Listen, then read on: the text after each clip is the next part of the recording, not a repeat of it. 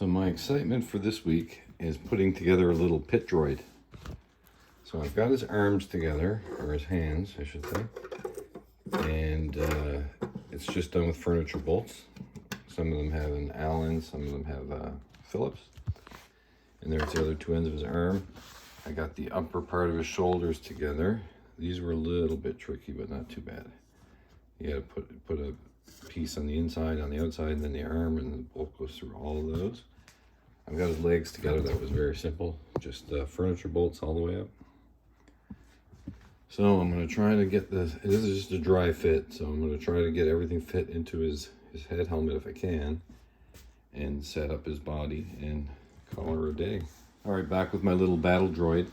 So I laid out his head and I laid out all the parts, but they have to be glued. So because this is just a dry fit, I'm not gluing anything. So I know I have all the head pieces, but it's a good thing I laid them out because I was missing two, so they're printing right now.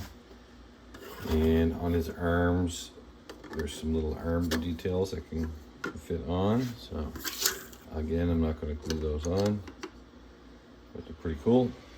So I'm going to bag that stuff up and his head, and then I'm going to see if I can put his body together and stand him up, and that will be the dry fit. Okay, so I have my little droid standing up. The head is separate because it's mostly glued, so I can't really dry fit it. I'll have all the bolts. I have all the parts. I think I put his arm on backwards, but again, you just got to spin it around. It's got a dowel.